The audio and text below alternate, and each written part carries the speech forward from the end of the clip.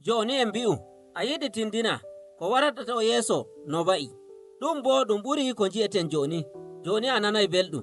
ɗum gaɗoto ɗum a woodi seko, amma ɓurna meɗen e andi en noddira ɗum bo kammunde, wato ko neɗɗo yowata ɓernde muɗum dow majum e ɗum woodi bote bono njamu ɓandu. ɗum bo e ɗum haani e ɗum tawe nder deftere seninde e gonga e woodi boliɗe ɗuɗɗe ngam kammunde e nder ɗemgal yimɓe ndenno nder deftere seninde. Boliɗe ɗen ɗe kayɗiniɗe e njaw alkawal kingal, wato deftere mawne nde Ibraniyanko'en wolde kammunde waylitirama nihi. E arande eɓe mbi'a nde yakkar, mana majum woni rentu. To en ndaari habaru komiwal Nuhu, ko ndiyam tufana wara, Nuhu e woodi yakal nder asaweje ɗuɗɗe.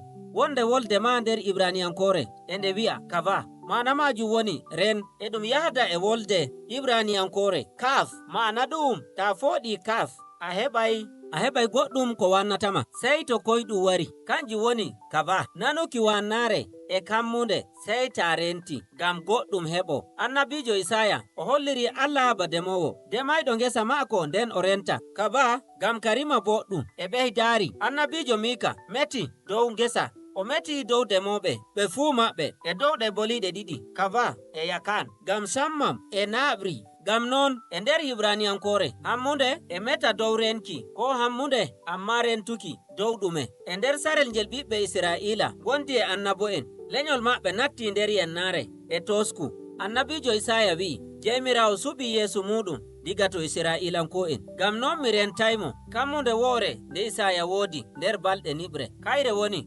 Allah ngam maako heɓay iri ɗe boliɗe ngam kammunde nder deftere Jabura. E nder deftere nden boliɗe ɗe mburtake ha 4. nder ko ngele sarel ngel yimɓe ndentata Allah. Tarari Jabura nde 130. Binduɗo bindi ɗin o holli nawɗum maako, o wi'i mi renay Jomirawo am yakkal, wato renta, ngam Jomirawo maɓɓe o lestinɗo hoore, o rimɗinay Isra'ila daga hakkeji maɓɓe. Kammunde nder deftere seninde e to neɗɗo kanjum ferotirɗum e woɓɓe gaɗoɓe kammunde feere. Ɓe kammunde feere kamɓe sey to ɓe nji'i nder ko ngele sarel e no ɓe tawata hoore maɓɓe, non hammunde maɓɓe joɗori. Amma e nder deftere seninde hammunde e hoora hakkilo muɗum dow no ɗum wontindiri e gonga. Yimɓe ɓe kammunde nder deftere seninde e ɓe andi wala ko ɓe tabbitinta dow hunde no bottay, amma fuu e non ɓe suɓi ɓe jogo hammunde maɓɓe. E misalu annabi Yusuf o joɗake nder wakkasi niɓre, sarel ngel ɓiɓɓe Isra'ila torrete daga laamuji kalluɗi.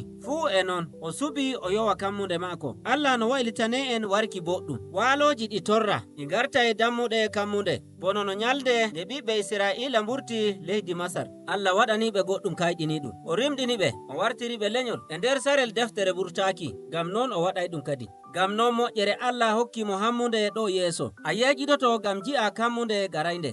Koloɗa wala goɗɗum to na jikku Allah. Binduɗo Jabura 34 o wi'i joni fa ya Jomirawo ko mbi'aymi yaɓɓa, ngam an woni kammunde am. E nder alkawal kesal artuɓe tokkuki Yeesu ɓe tawi hoore maɓɓe nder kammunde, ɓe kolake Yeesu nder mayde maako e yonki maako e ummitaki maako daga mayde. O magani en maccuɗo kalluɗo e mayde yenande omtinde faa warki hande.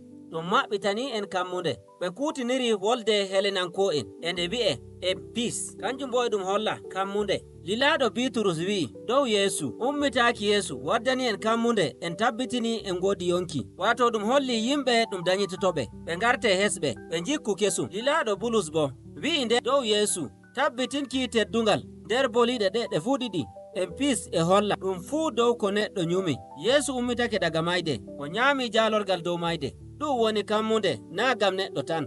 Lilaɓe fuu ɓe kolake ko waɗi dow Yeesu.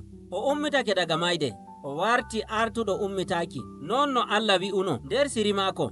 Bulus nder bolwe maako o holli kammunde daga nder fuɗɗuki taddi. Ɗum fuɗɗi daga nder maccungaku e ko nyolata faa yaaki rimɗineki ki ɓiɓɓe Allah nder teddungal maako. E ɗum holla rentuki gam ɓi neɗɗo, ɗon ma gam hisnuki ko Allah tagi fuu daga halkere e mayde. Woɓɓe bo e mbi'a ko ɗum gaɗoto ɗum, amma kammunde nder deftere seninde ɗum goɗɗum tabbutuɗum rentuki Allah ngam waddanki en boɗɗum ɗo yeeso. Hayɗinay ɗum en ngam Allah halka goɗɗo nden umminamo daga mayde. Tokkuɓe Yeesu kammunde maɓɓe e jeeƴo dow ummitaki Yeesu, nden ɓe ngodi kammunde wonde ngam Yeesu. Ngam non en ndenti en ndenti dow nde wolde kammunde nde taweten nder deftere seninde to janguɗen fuu.